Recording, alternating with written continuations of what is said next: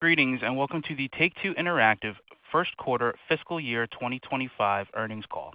At this time, all participants are in a listen-only mode. A brief question-and-answer session will follow the formal presentation. If anyone should require operator assistance during the conference, please press star zero on your telephone keypad. As a reminder, this conference is being recorded. It is now my pleasure to introduce to you Nicole Shevins, SVP of Investor Relations and Corporate Communications. Thank you, Nicole. You may begin. Good afternoon. Thank you for joining our conference call to discuss our results for the first quarter of fiscal year 2025 ended June 30, 2024. Today's call will be led by Strauss Zelnick, Take-Two's Chairman and Chief Executive Officer, Karl Slatoff, our President, and Lainie Goldstein, our Chief Financial Officer. We will be available to answer your questions during the Q&A session following our prepared remarks. Before we begin, I'd like to remind everyone that statements made during this call that are not historical facts are considered forward-looking statements under federal securities laws. These forward-looking statements are based on the beliefs of our management, as well as assumptions made by and information currently available to us. We have no obligation to update these forward-looking statements. Actual operating results may vary significantly from these forward-looking statements based on a variety of factors. These important factors are described in our filings with the SEC, including the company's most recent annual report on Form 10-K and quarterly report on Form 10-Q, including the risks summarized in the section entitled Risk Factors. I'd also like to note that, unless otherwise stated, all numbers we will be discussing today are GAAP, and all comparisons are year-over-year. Additional details regarding our actual results and outlook are contained in our press release, including the items that our management uses internally to adjust our GAAP financial results in order to evaluate our operating performance. Our press release also contains a reconciliation of any non-GAAP financial measure to the most comparable GAAP measure. In addition, we have posted to our website a slide deck that visually presents our results and financial outlook.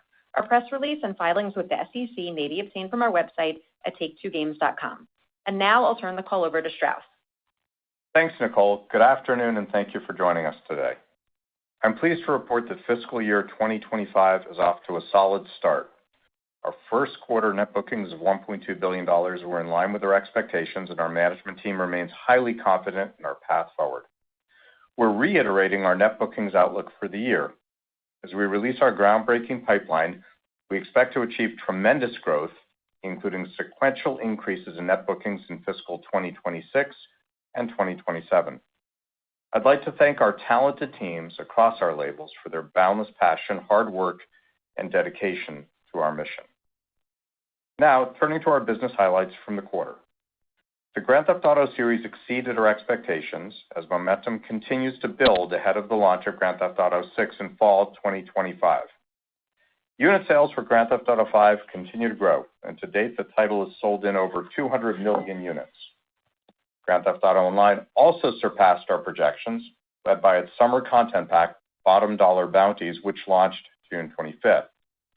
The audience for Rockstar's premium membership service, GTA Plus, grew strong double digits over last year, with Rockstar Games offering its members an array of valuable benefits that range from enhancing the in-game experience to providing access to their classic titles, including the recent addition of L.A. Noire. We're pleased with the performance of Red Dead Redemption 2, which has sold in more than 65 million units to date. In addition, Red Dead Online continued to engage its audience during the period with new monthly bonuses and free outfits inspired by top content creators within the Red Dead community. NBA 2K24 delivered a solid quarter and to date has sold in close to 11 million units. Engagement remains strong, with users playing more frequently and participating in more games compared to NBA 2K23 for the same period last year. The franchise continues to expand its audience through several innovative mobile experiences, including NBA 2K24 My Team, a free-to-play card collecting experience that has been downloaded nearly 3 million times since its launch in February. Moreover, NBA 2K24 Arcade Edition continues to enjoy huge success on Apple Arcade and is consistently a top 2 game on the service. WWE 2K24, which launched at the end of fiscal 2024, has continued to grow its audience and enhance its profitability. Our teams have driven meaningful engagement through the release of several content packs, with more on the way. To date, players have logged 27 million hours of gameplay across more than 200 million matches, featuring a series-high roster of over 300 past and present superstars. On April 4th, 2K and Cat Daddy Games released NFL 2K Playmakers, a new free-to-play mobile title that allows fans to collect NFL player cards and assemble an exciting roster of offensive, defensive, and special teams. We're proud to add NFL 2K Playmakers to our ever-expanding mobile portfolio in partnership with the NFL and the NFL Players Association. On April 26th, 2K and Hangar 13 launched Topspin 2K25, marking the return of our popular tennis franchise after a 13-year hiatus. The title was well received by critics and fans alike, who praised its authentic tennis experience, deep personalization, and legendary venues. 2K is supporting Topspin with a series of center court passes that feature iconic courts, brands, and tournaments. During the period, we added to the caliber of our world-class development teams with our acquisition of Gearbox Entertainment. We're thrilled to welcome Randy Pitchford and his studio to the Take-Two and 2K family. We've identified many potential growth opportunities for the Borderlands series and Gearbox's catalog. In addition, tomorrow marks the box office debut of the star-studded Borderlands feature film from Lionsgate, and we hope that audiences will enjoy experiencing the series' vibrant and character-driven world on the big screen. Zynga delivered another solid quarter, including phenomenal performance at peak. Match Factory is scaling quickly and has established itself as one of Zynga's largest contributors to net bookings. The title is responding well to our investment in user acquisition, reflected in net bookings growth of more than 50% over last quarter. We believe that there are even more growth opportunities ahead as we add new features and updates. Toon Blast delivered strong year-over-year growth for the third consecutive quarter.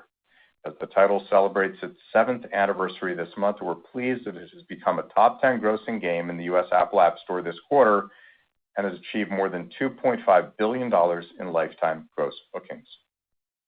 On June 4th, Zynga and Lucasfilm Games launched Star Wars Hunters, the label's first ever cross-platform title, which is available for free on Nintendo Switch and iOS and Android devices.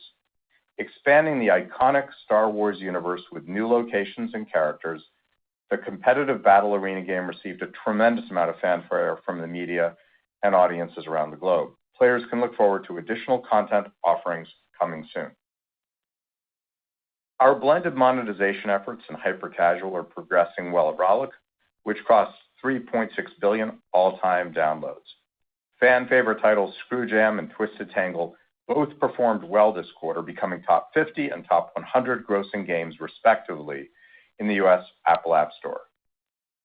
Our direct-to-consumer business continues to grow, and our teams are working actively to add more titles each quarter to this highly accretive owned distribution channel.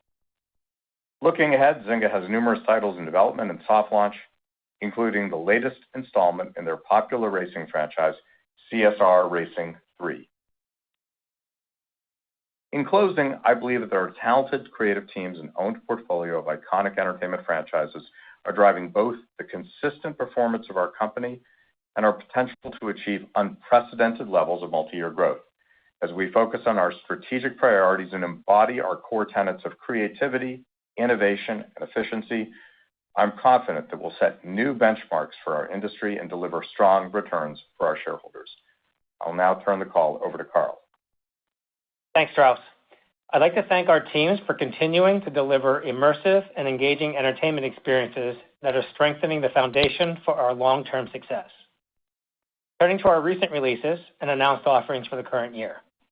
On July 25th, Zynga launched a new puzzle RPG title, Game of Thrones Legends, which invites players to journey through the magical land of Westeros, featuring characters, lores, and storylines from HBO's popular Game of Thrones and House of the Dragon franchises.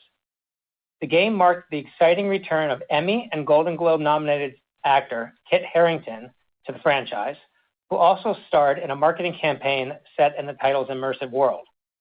Player reception has been positive, with the title entering the top 10 in the overall free games category on the U.S. Apple App Store and on Google Play in the U.S. 2K and Visual Concepts will once again set new standards of excellence and realism for basketball in our industry with the launch of NBA 2K25. The title officially launches on September 6th and we are excited to offer fans that have pre-ordered the game the ability to play up to 2 days early. Players will be able to forge a dynasty in My Career and compete in the new My Team modes. Those on Gen 9 platforms will experience an added 6th era in My NBA, a more dense and interactive city, and the chance to cement their GOAT status in the W. We are thrilled that Visual Concepts will release the Gen 9 version of NBA 2K25 for PC, which will provide our passionate community access to our series' most advanced gameplay and stunning graphics. 2K will have more details to share about the game leading up to its launch. In addition, Visual Concepts is currently developing WWE 2K25, which promises to take our successful pro wrestling franchise to new heights when it launches later this fiscal year. Later this month, 2K and Firaxis Games will reveal more details about the eagerly anticipated launch of Sid Meier's Civilization VII, a revolutionary new chapter in our epic strategy video game franchise. In this 4X strategy game, players can establish their civilization and construct cities and architectural wonders to expand their territory, conquer or cooperate with rival civilizations, and explore the far reaches of the unknown world. We can't wait for Civ fans around the world to enjoy what promises to be the best title in the series' 30-year history.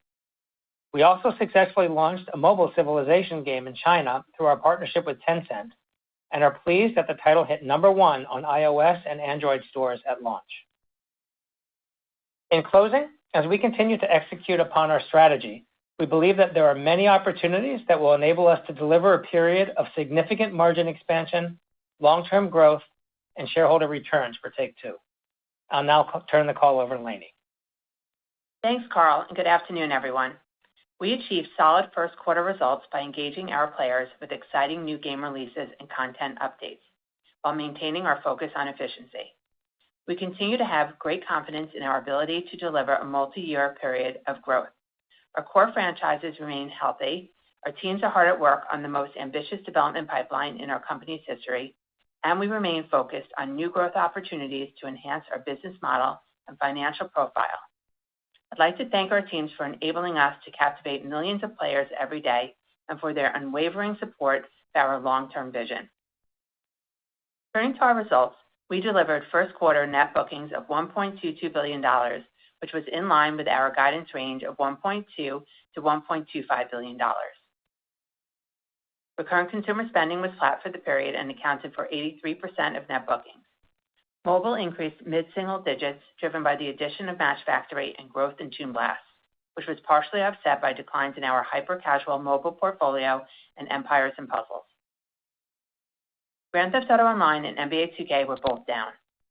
During the quarter, we launched Top Spin 2K25, No Rest for the Wicked on Early Access for PC, NFL 2K Playmakers, and Star Wars Hunters. GAAP net revenue increased 4% to $1.34 billion, while cost of revenue declined 6% to $567 million, and operating expenses increased by 8% to $956 million. On a management basis, operating expenses rose 12% year over year, which was better than our forecast due to lower R&D and marketing costs. Turning to our guidance, I'll begin with our full fiscal year expectations. Our business is performing well, and as Strauss mentioned, we are reiterating our net bookings outlook range of $5.55 to $5.65 billion, which represents 5% growth over fiscal 2024. The largest contributors to net bookings are expected to be NBA 2K, the Grand Theft Auto series, Toon Blast, our hyper-casual mobile portfolio, Match Factory, Empires & Puzzles, the Red Dead Redemption series, Sid Meier's Civilization VII, and Words with Friends. We continue to expect recurrent consumer spending growth of approximately 3%, representing 77% of net bookings. Our recurrent consumer spending forecast assumes a high single-digit increase for mobile, driven by Match Factory and Toon Blast, which are partially offset by declines in our hyper-casual mobile portfolio and Empires & Puzzles. We expect flat results for NBA 2K and a decline for Grand Theft Auto Online. We expect the net bookings breakdown from our labels to be roughly 50% Zynga, 32% 2K, 17% Rockstar Games, and 1% other. And we forecast our geographic net booking split to be about 60% United States and 40% international. We now expect non-GAAP adjusted unrestricted operating cash flow to be an outflow of $150 million, and we plan to deploy approximately $140 million of capital expenditures, primarily for game technology and office build-outs. We expect GAAP net revenue to range from $5.57 to $5.67 billion, and cost of revenue to range from $2.38 to $2.41 billion. The total operating expenses are expected to range from $3.7 to $3.72 billion, as compared to $5.83 billion last year. On a management basis, we expect operating expense growth of approximately 10% year over year. This is largely due to an increase in ongoing marketing support for Match Factory, as well as other mobile and immersive core launches planned for the year. The addition of Gearbox and higher personnel costs partially offset by savings from our cost reduction program.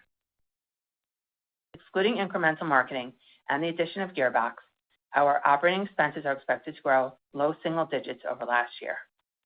Now moving on to our guidance for the fiscal second quarter. We project net bookings to range from $1.42 to $1.47 billion, compared to $1.44 billion in the second quarter last year.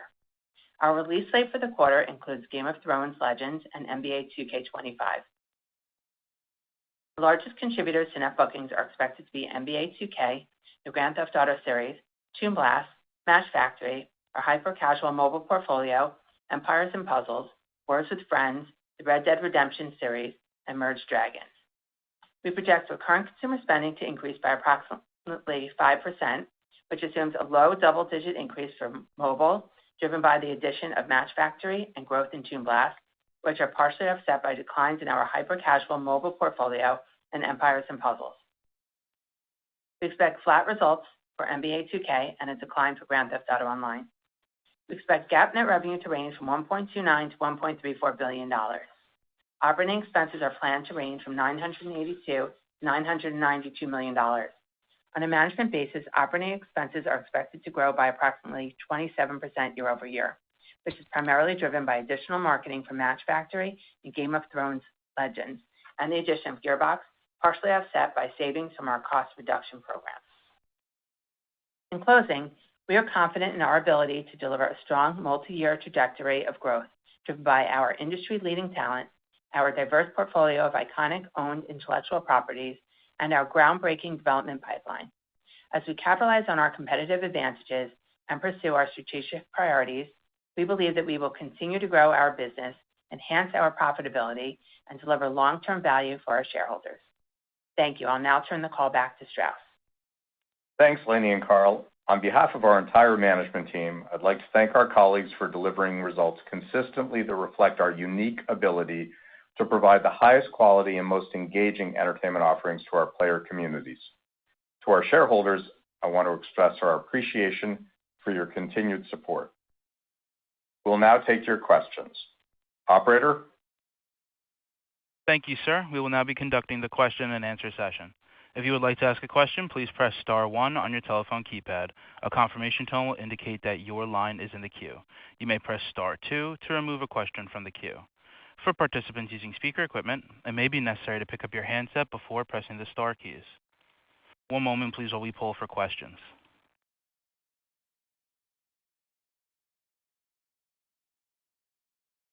And the first question comes from the line of Doug Creutz with TD Cowen. Please proceed with your question. Hey, thanks.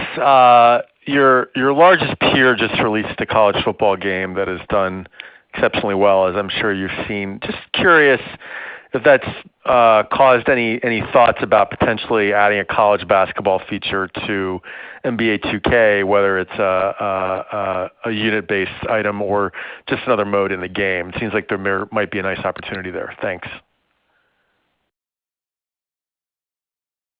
Thanks for the question, Doug. Obviously we have noticed the success with college football, and it's exciting the industry, and we've taken note of that. We obviously do have a history with college basketball, with College Hoops 2K, and we're always listening to our community and their interest to see if there's something that we might be able to do in the future. That's across the board, not necessarily just with college sports, but generally speaking. Nothing to announce now, but obviously we did take notice of it. Okay, thank you. And the next question comes from the line of Colin Sebastian with Baird. Please proceed with your question. Thanks. Good afternoon, everybody.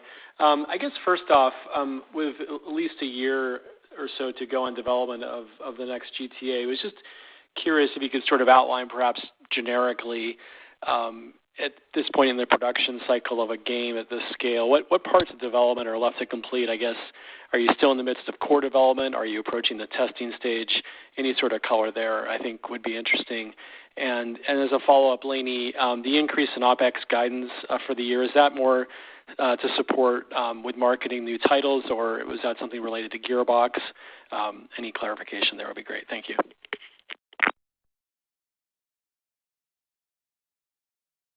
Thanks, Colin. First of all, where we would be in dev would be title specific. So at this stage of the game, it really would vary depending on the title. There's really no cookie cutter answer to your question. But in any case, it's not the kind of insight that we would give with regard to any specific development that's going on at the company.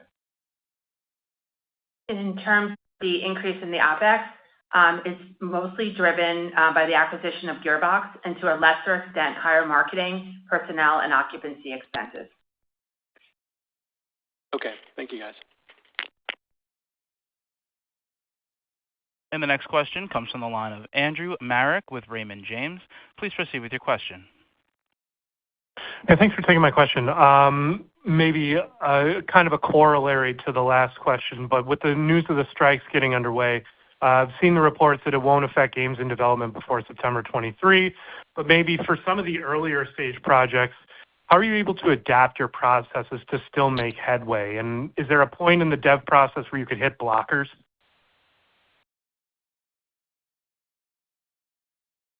So, look, we deeply value our talent relationships, and historically we worked very successfully with all of the unions, including SAG-AFTRA.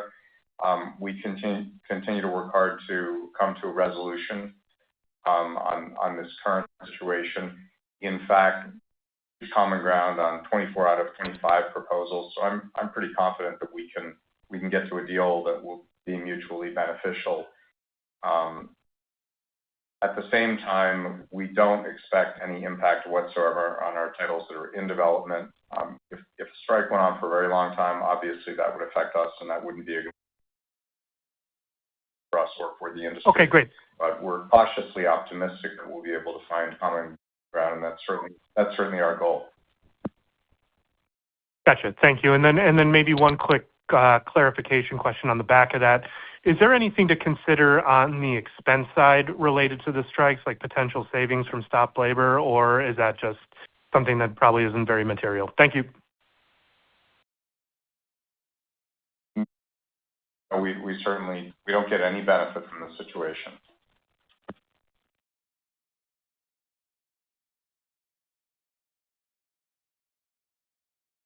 And the next question comes from the line of Drew Crum with Stifel. Please proceed with your question. Okay, thanks. Hey, guys. Good afternoon. So I want to go back to Doug's question on college football as it relates to NBA 2K. Curious if you're seeing anything in terms of the leading indicators you track or anticipating any impact on sales from what appears to be now a more crowded sports category. And then, Lainey, just on RCS, it looked like it was a tad off your guidance for fiscal 1Q, but you kept the annual outlook unchanged. Can you just reconcile the two? Thanks.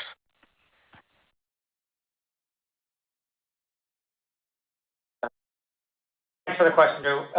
In terms of the question about college football, no, we're not seeing any significant or any impact on our NBA title based on the success of college football. Look, we're always competing for the customer's mind share and welfare across all titles. So I don't necessarily think it's necessarily a sports issue for us, but no, we're not anticipating any effect on NBA 2K25. And for the RCS full year, it's being driven by Match Factory and Toon Blast, so that's why we're able to keep the full year. Which is good news. Yeah. Clear. Yeah, those games are doing fantastic. Got it. Okay, thanks, guys. And the next question comes from the line of Benjamin Soff with Deutsche Bank. Please proceed with your question. Hey guys, thanks for the question. I wanted to ask a little bit about Star Wars Hunters and it seems like the first game of that type that you guys have released since acquiring Zynga. And so does this provide a blueprint to bring more AAA content to mobile? And just kind of curious to get your thoughts there. Thank you. Look, we're very happy with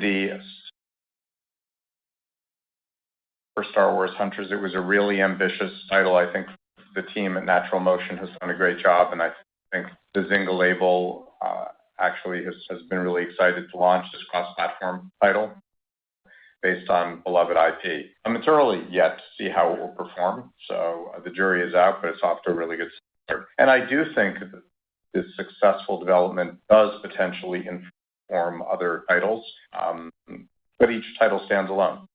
And as you know, it is our preference to focus on intellectual properties that we own. And then as a quick follow-up, it looks like the outlook for NBA RCS changed a little bit. Just curious if you could drill down into the moving pieces there. Thank you.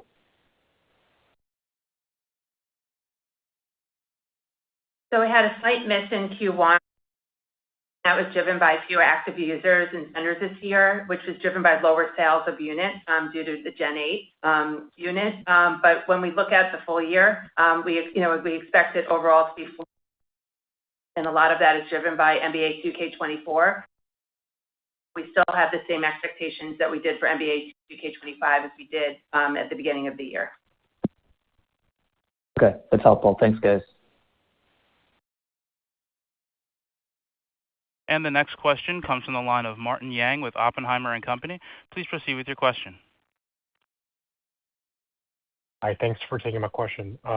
First question regarding your overall view. Can you give us an updated view on your approach to UGC across different franchises, and how are you open to maybe modding both on PC and console for your future games?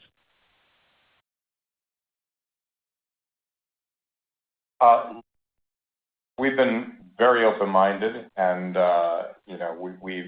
we certainly are very excited about many things that our users are delivering in their engagement with our titles and other people's titles. Obviously, we're excited about what we see in the modding community for GTA, and we think that's pretty exciting. At the end of the day, entertainment companies need to bring great entertainment to consumers. That is the starting point. And I'm not a believer that the industry will turn into a UGC-driven industry. However, for certain titles, for example, Roblox, they are really more platforms than they are individual entertainment titles.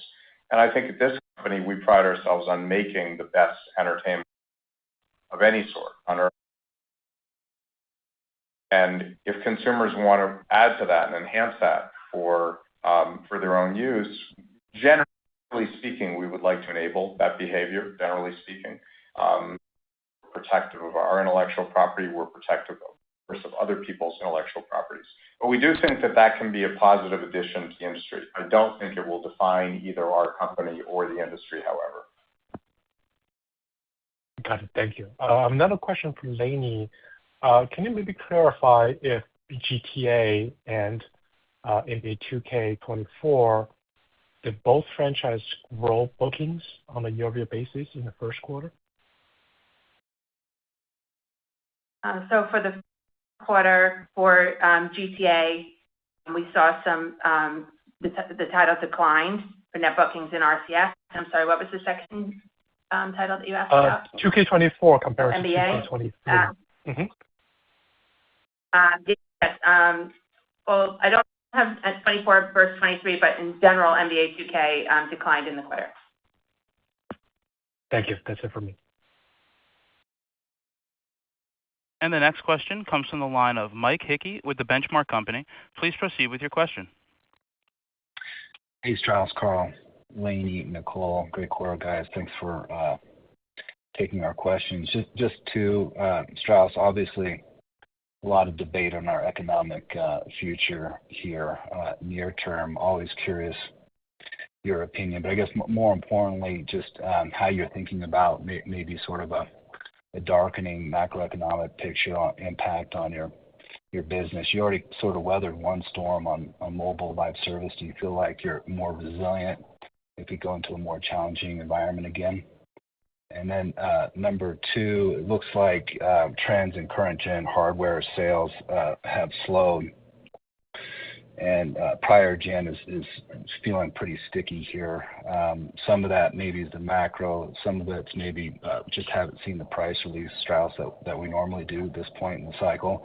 And other pieces maybe, services like GT Online still being very strong on prior gen. So just curious your view on sort of where we are in the cycle and what implications it may have for your business. Obviously, it's impacted NBA, but thinking about maybe new software that is more current gen versus prior gen, what sort of challenges, opportunities you might have from that situation. Thanks, guys.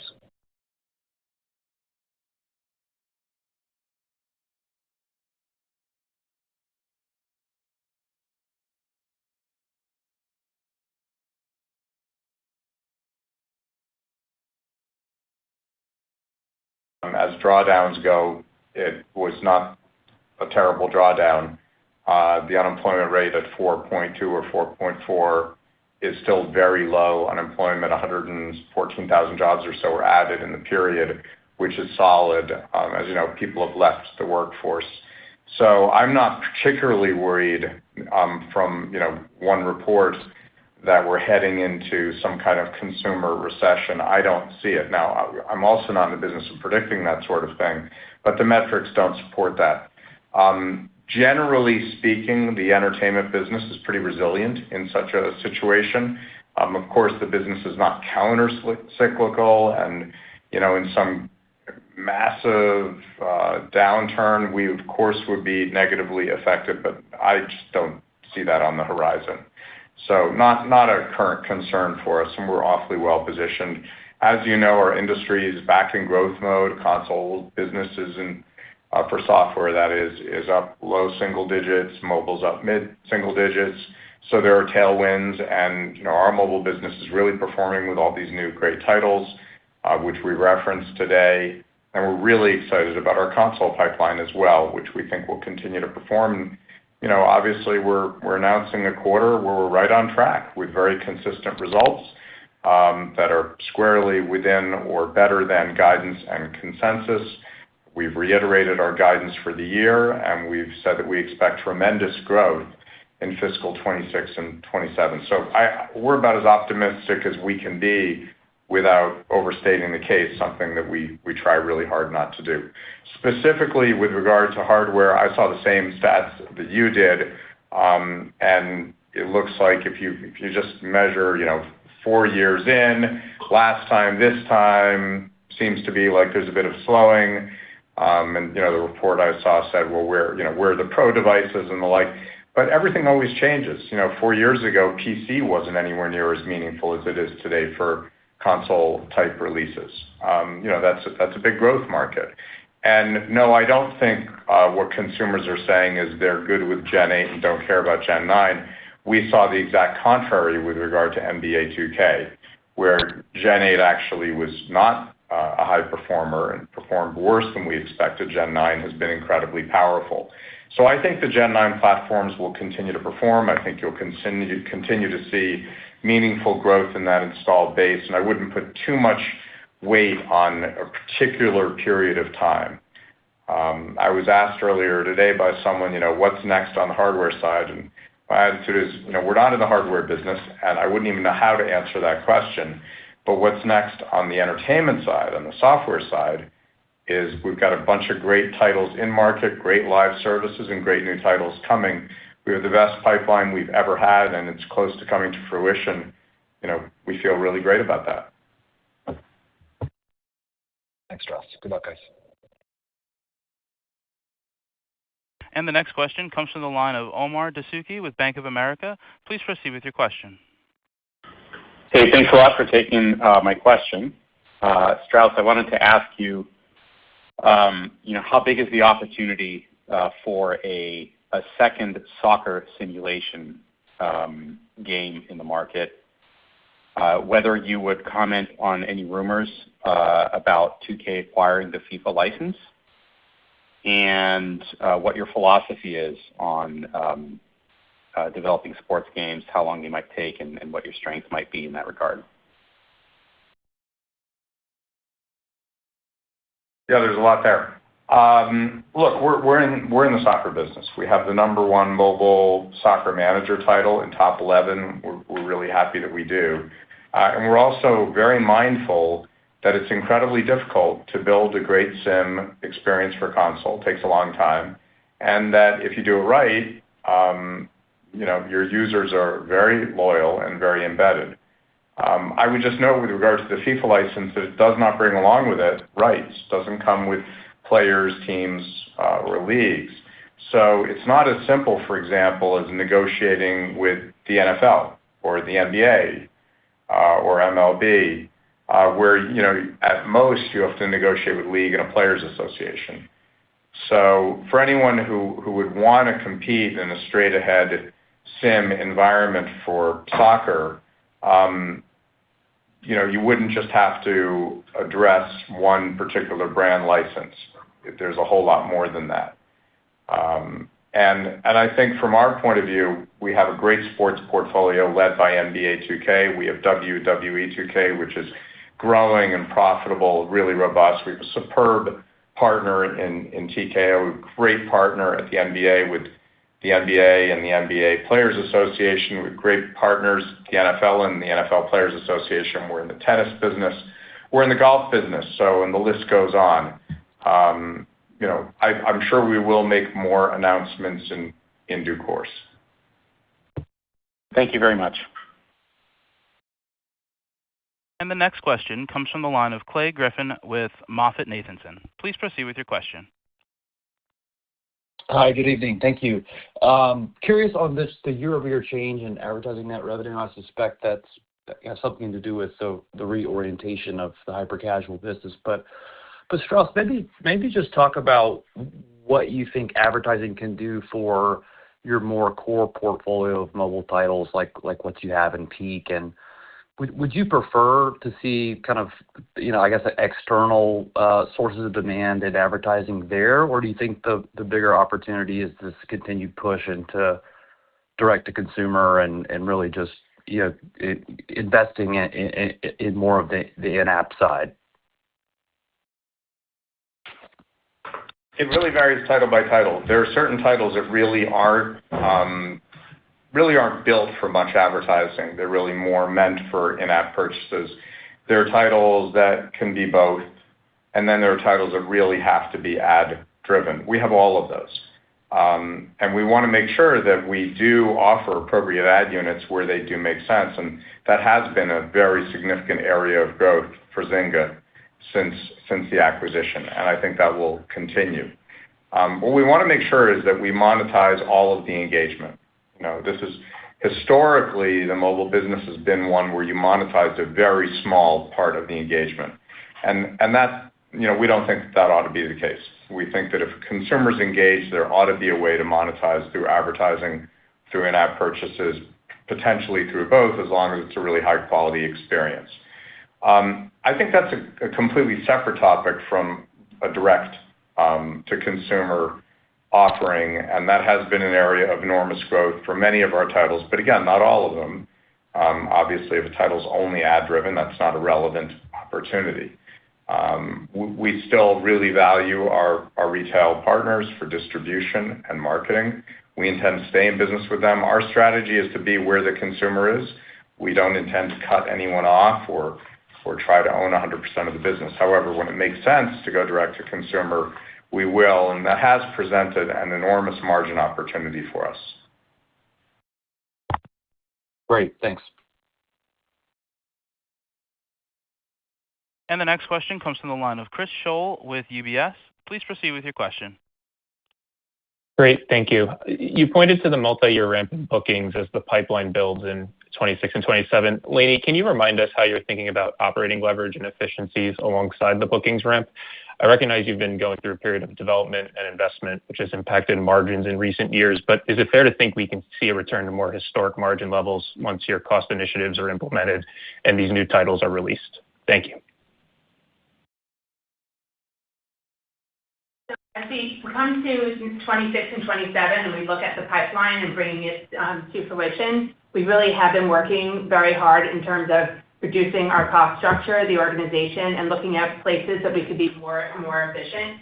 So we have announced a couple cost-cutting initiatives that we've been doing over the last couple of years and looking at ways to streamline our costs between our corporate departments and our labels, as well as look for areas that we can continue to improve. Also looking at our pipeline and looking at titles that we think will be the most commercially successful.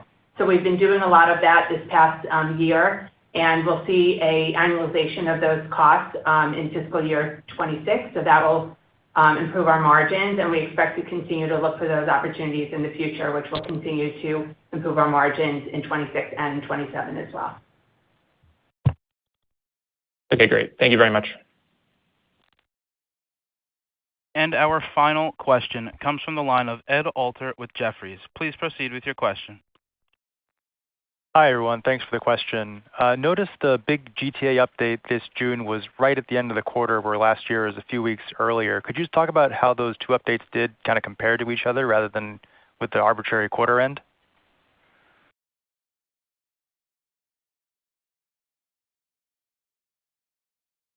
So we're really excited about the summer release for GTA Online this year, and it was a fantastic result for us. In terms of comparing them directly to typically we don't even really compare the releases. They're all very different. We have different expectations, and they have different deliveries. This was very strong for us, and it certainly helped us exceed our expectations for the quarter. But in terms of giving a direct comparison between this one and the last one, that's not something that we're prepared to do. Thanks. Ladies and gentlemen, at this time we have reached the end of the Q&A session, and I would like to pass the call back over to Strauss for any closing comments. I just want to thank our team that delivered these great results as always. We believe we have the best and most talented creative teams in the business, and we're so grateful that we do. We have a phenomenally talented executive leadership team as well. We have 12,500 colleagues all around the world who work really hard every day in service of delivering the best entertainment to our consumers. That's what they deserve, and that's what we aim to give them. Thank you for joining us today. We're really optimistic about the rest of the year and the years ahead. And ladies and gentlemen, that does conclude today's teleconference. You may disconnect your lines at this time.